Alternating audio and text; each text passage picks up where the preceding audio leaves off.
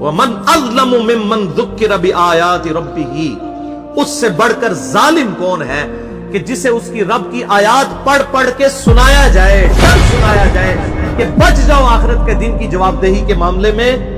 ثُمَّ أَعْرَضَ عَنْهَا، اس کے بعد وہ منہ پھیر لے. إِنَّا مِنَ الْمُجْرِمِينَ مُنْتَقِمُونَ، ایسے مجرموں سے تو ہم انتقام لے کر چھوڑیں گے. اتنی سخت آیت ہے کہ جو اللہ تعالیٰ کی نصیحت کو کیجول لیتا ہے، اللہ تعالیٰ فرماتا ہے ایسے مجرموں سے ہم انتقام لیں گے. انتقام کا لفظ استعمال کیا ہے. جو اللہ تعالیٰ کی دعوت کو، اس کے محبوب صلی اللہ علیہ وآلہ وسلم کی دعوت کو کیجول لیتے ہیں. یہ ہمارا یہ رکوع مکمل ہو گیا. اب 2-3 حدیثیں سنا کے میں اس کو کنکلوڈ کرتا ہوں. میرے بھائیوں، یہ دنیا کی زندگی عارضی ہے. آخرت میں پہنچ کے یہ سارے ایشوز ریزالو ہو جائیں گے. صحیح مسلم کی حدیث ہے کہ آپ صلی اللہ علیہ وآلہ وسلم نے فرمایا جب جنتی جنت میں داخل ہوں گے تو پہلی ان کو خوشخبری یہ دی جائے گی کہ جنتیوں تمہیں مبارک ہو، آج کے بعد تم کبھی نہیں مرو گے، ہمیشہ زندہ رہو. موت ختم ہو گئی. جو بخاری میں آتا ہے کہ موت مینڈے کی شکل میں لا کے میدان محشر میں قتل کر دی جائے گی. جنتیوں کے لیے خوشخبری ہوگی کہ اب ہمیں جنت سے نکالا نہیں جائے گا، اور دوزخیوں کے لیے اس میں عذاب ہوگا کہ ہمیں موت نہیں آئے گی. تو مسلم شریف کے الفاظ ہیں، پہلی خوشخبری جنت میں داخل ہو جانے کے بعد کہ مبارک ہو، آج کے بعد تمہیں کبھی موت نہیں آئے گی. نمبر 2، آج کے بعد تم کبھی بوڑھے نہیں ہوگے، ہمیشہ جوان رہو گے، 30 سال عمر رہے گی. نمبر 3، کبھی بیمار نہیں پڑو گے، ہمیشہ ہی تندرست رہو گے. نمبر 4، کبھی بدحال نہیں ہوگے، ہمیشہ خوشحال رہو گے. اور 5ویں خوشخبری تو سب سے اوپر ہے کہ آج کے بعد اللہ تم سے کبھی ناراض نہیں ہوگا، ہمیشہ راضی ہی رہے گا. جنت میں کوئی ایسا عمل نہیں ہوگا کہ جس کی وجہ سے اللہ تعالیٰ ناراض ہو. یہ ساری جو حدود اللہ ہیں یہ دنیا میں.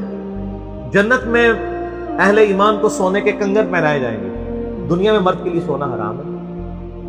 دنیا میں مرد کے لیے ریشم حرام ہے، لیکن قرآن حکیم میں آتا ہے ریشمی لباس پہنایا جائے گا جنتیوں کو. جنت میں کوئی ایسا عمل نہیں ہوگا جس سے اللہ تعالیٰ ناراض ہو. لیکن دنیا کی زندگی پھر قید خانہ ہے. صحیح مسلم میں حدیث ہے، آپ صلی اللہ علیہ وآلہ وسلم نے فرمایا کہ دنیا کی زندگی مؤمن کے لیے قید خانہ ہے اور کافر کے لیے جنت. قید خانہ اس لیے کہ اسے ہر لمحے سوچنا پڑتا ہے یار اے پتہ نہیں اللہ ناراض نہ ہو جائے، اے میں کیتا ہے، اے غلط نہ ہوئے، یہ کر دیا، یہ غلط نہ ہو. تو ہر وقت ایک قید خانے کی سچویشن. لیکن یہ دنیا کی چھوٹی سی زندگی دے کے آخرت کی زندگی لے لی جائے تو کوئی مہنگا سودا تو نہیں. آپ دیکھ لیں کہ اگر کسی شخص کی زندگی 1 ارب سال ہو اور دوسرے شخص کی زندگی 1 ارب سال اور 1 دن ہو تو اس میں کوئی فرق نہیں، دونوں ارب سال ہی جی رہے ہیں. لیکن یہ 1 سال دنیا کی زندگی اور ارب سال خرب سال آخرت کی زندگی. اگر کوئی یہ 1 سال کی یا 1 دن کی زندگی دے کے وہ ارب سال کی زندگی کما لے، وہ فائدے میں ہے، یا جو یہ 1 دن کی زندگی جو ہے اس کو یاشی سے گزار کے 1 ارب سال کی زندگی کما دے.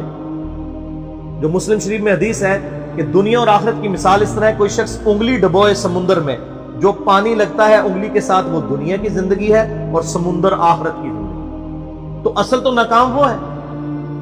لیکن یہ معاملہ بڑی مشکل سے سمجھ آتا ہے.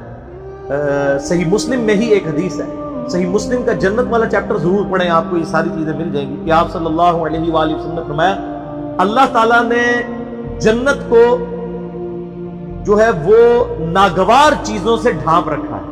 یعنی جنت تک پہنچنے کے لیے آپ کو بڑی ناگواری کی زندگی گزارنی پڑے گی.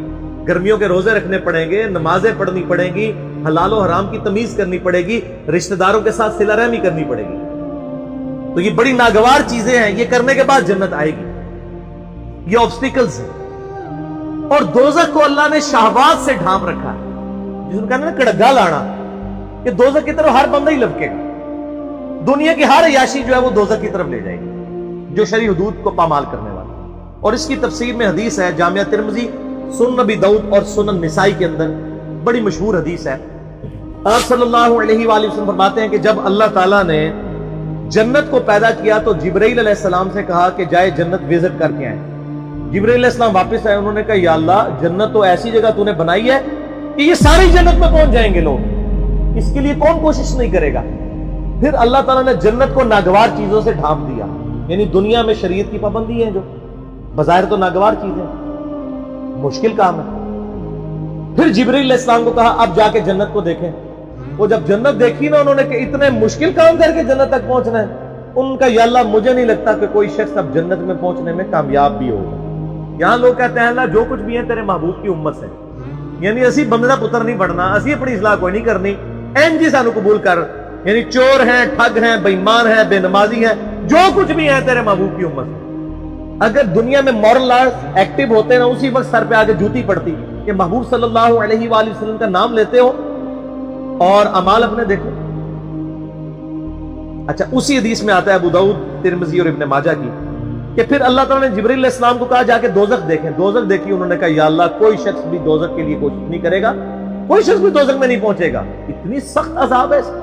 پھر اللہ تعالیٰ نے دوزخ کو شہوات دنیاوی لذتوں کے ساتھ ڈھانپ دیا اور جبرائیل علیہ السلام سے کہا اب جا کے ذرا دوزخ کو دیکھو۔ جب انہوں نے دوزخ کو دیکھا انہوں نے کہا یا اللہ مجھے نہیں لگتا کہ کوئی بندہ دوزخ سے بچ پائے گا۔ اللہم اجرنا من النار، اللہم اجرنا من النار، اللہم اجرنا من النار، اللہم من احییتہ منا فاحیہ علی الاسلام ومن توفیتہ منا فتوفہ علی الایمان۔ آخری حدیث بھی صحیح مسلم کی ہے، مجھے ضمناً یاد آ گئی اس حوالے سے کہ آپ صلی اللہ علیہ وآلہ وسلم فرماتے ہیں کہ دنیا میں جس نے اللہ کی تابع فرمان بن کے زندگی گزاری ہوگی، مشکل کی مفلسی کی زندگی گزاری لیکن اللہ کی نافرمانی نہیں کی، قیامت والے دن اللہ تعالیٰ فرشتوں سے کہے گا کہ اسے ذرا ایک پھیرا جنت کا لگواؤ، ایک پھیرا جنت کا ایک پھیرا لگے گا۔ پھر اللہ تعالیٰ پوچھے گا ہاں بھی بندے کو دنیا میں تو نے تکلیف دیکھی؟ وہ کہے گا یا اللہ تیری عزت کی قسم میں نے دنیا میں کوئی تکلیف نہیں دیکھی، کیونکہ رزلٹ سامنے آ گیا نا۔ ہمیں بھی یاد ہے جب میں انجینئرنگ یونیورسٹی میں پڑھتا تھا تو ہم لوگ بڑی محنت کر کے تیاری کرتے تھے، جب ہمارے یعنی پوزیشن آ جاتی تھی کلاس کے اندر تو بڑے خوش ہوتے تھے، ہمیں اپنی وہ زندگی کی محنتیں یاد بھی نہیں ہیں۔ اس کے بعد اچھی جاب لگی تو وہ اپنی انجینئرنگ یونیورسٹی کی راتیں جاگنا اور پڑھائی کرنا یاد تک نہیں ہے، کیونکہ اسائش مل گئی نا، رزلٹ سامنے آ گیا۔ پھر جس نے دنیا میں بڑی مزے کی زندگی گزاری ہوگی اور اللہ کو رسپانس نہیں کیا ہوگا، اللہ تعالیٰ فرمائے گا اس کو ذرا دوزخ کا ایک پھیرا لگواؤ نا۔ فرشتے دوزخ کا ایک پھیرا لگوائیں گے نا، پھر اللہ تعالیٰ پوچھے گا بندے کو دنیا میں خیر دیکھی؟ وہ کہے گا اللہ تیری عزت کی قسم میں نے دنیا میں کوئی خیر نہیں دیکھی، دنیا کی ساری آسائشیں بھول جائے گا، ایک پھیرا دوزخ۔ ادھر لوگ کہتے ہیں خیر ہے جی پھیرا ہی لگے گا نا پھر جنت ٹوری جانا ہے۔ یہ پھیرا کہنا بڑا آسان ہے، یہ جو لوگ یہ کہتے ہیں نا ان کو کہیں کہ آپ ایک منٹ کے لیے صرف موم بتی کے فلیم پہ ہاتھ رکھ کے بتائیں، آپ اتنے وثوق سے یہ بات کرتے ہیں۔ اس سے بھی بڑھ کے میں یہ بات کروں کہ اگر آپ کو کہا جائے کہ فجر کی نماز چھوڑنے پر فجر سے ظہر تک آپ کو ایک 10 بائی 10 فٹ کے کمرے میں صرف ایک پھیرا لگے گا فجر سے ظہر تک کا، جس میں 1000 کوبرا سانپ ہوں گے، 1000 بچھو ہوں گے، ایک پھیرا ہی لگنا ہے تو تیار ہو جائے گا؟ کانپ اٹھیں گے تصور سے۔ اب آخرت جو کے سامنے نہیں ہے نا، اس لیے کہتے خیر ہے جی پھیرا ہی لگے گا۔ اللہ معافی دے، ہمیں تو اللہ سے دعا کرنی چاہیے کہ اللہ تعالیٰ بلا حساب و کتاب ہمیں جنت میں داخلہ عطا فرمائے اور ہماری غلطیوں سے درگزر فرمائے۔ اس معاملے میں اللہ تعالیٰ سے کبھی بھی اس قسم کی بات نہیں کرنی چاہیے کہ ایک پھیرا ہی لگے گا۔ نہ میرے بھائیو، ہم تو ایک پھیرا کیا ایک سیکنڈ بھی برداشت نہیں کر سکتے۔ بخاری اور مسلم کی متفق علیہ حدیث ہے کہ آخرت کی آگ دنیا کی آگ سے 70 گنا زیادہ تیز ہے، ہم تو دنیا کی آگ برداشت نہیں کر سکتے۔ تو اتنے وثوق کے ساتھ اس قسم کی باتیں کرنا یہ بہت دیدہ دلیری ہے اللہ تعالیٰ کے اوپر۔ اس حوالے سے اللہ سے ڈرنا چاہیے۔